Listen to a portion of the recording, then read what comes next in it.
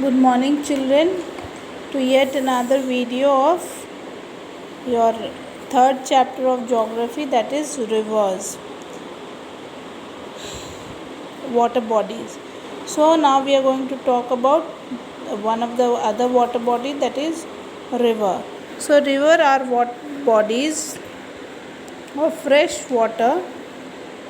They have a very low concentration of salt or have no salt at all. They are also classified as flowing bodies of water for the water moves, as opposed to lake where the water stays still. So here in the lake we see that the water is still, it does not move much, but in the river it keeps flowing, okay, and it is a fresh water body and it does not generally have salt in it. So the direction that the river is flowing in it is known as the downstream, and this movement is also known as the current. Most rivers originate from mountains. The snow and the ice on the mountain top melts and trickles down the side of the mountains,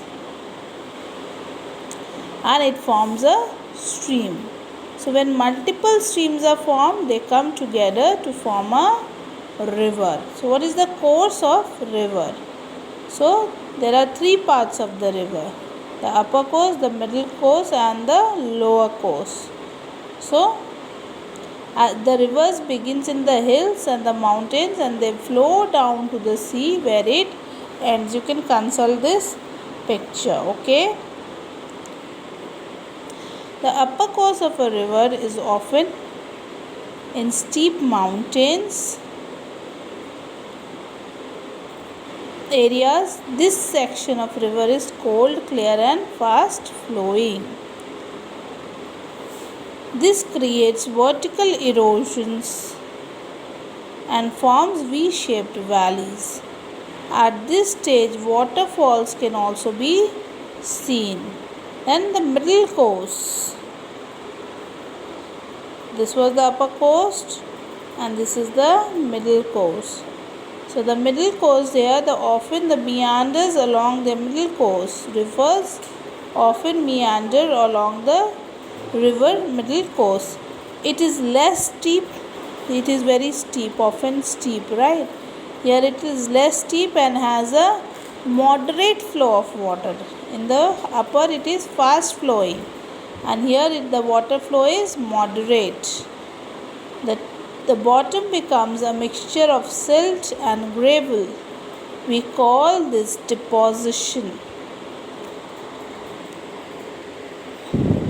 At this stage, small meanders or bends and small floodplains can be formed. As you can see this meanderings. Okay, so this is the meander that is formed. Then comes the lower course. So what happens in the lower course? The river flows very, very gently. So in the upper it was fast, in the middle it was moderate, and in the lower it is gentle. The flow of water is gentle. This course also looks like a lake habitat. Lower course can also be known as the old river, as it is in its final phase of journey. The winding lowland part of the river contains muddy, slightly warmer water, and it flows quite slowly. Plants grow in the bed of the river and its edges. So this is what is river, the parts of the river, the three parts, course of rivers. Now we will talk about the major rivers of the world, because a number of rivers they flow in the world, but there are a few we need to talk about, we need to discuss. So the first one is river Mississippi. So it is one of third largest river in the basin in the world.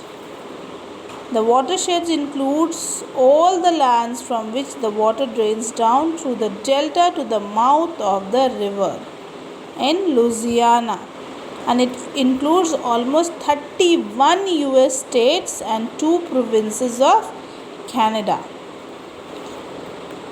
So this is river Mississippi.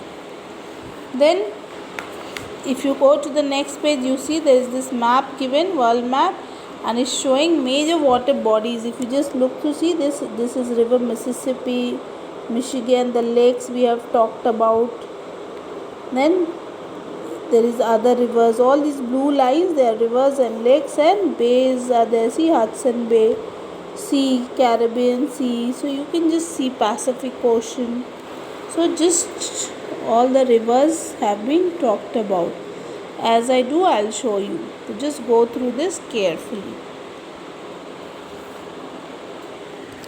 So this lake, this river Mississippi, it begins in Lake Itasca, a tiny water body only about 30 feet deep in central Minnesota, and ends in as a torrent in Louisiana, where it empties into the Gulf of Mexico. Just go through this, you will see everything is mentioned. The Gulf of Mexico, then see this river Mississippi, and okay.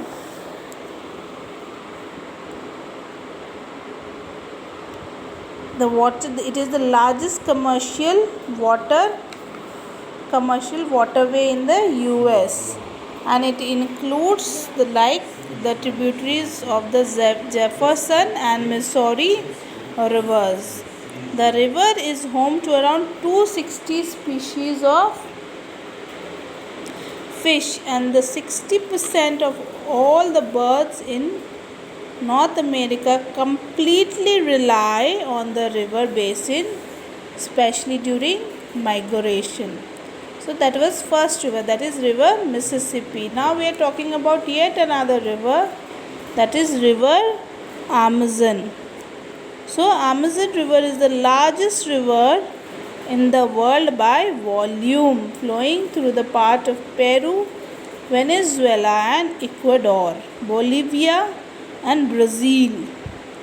And the main source of river in the Mantaro River is Peru, and its mouth is at the Atlantic Ocean.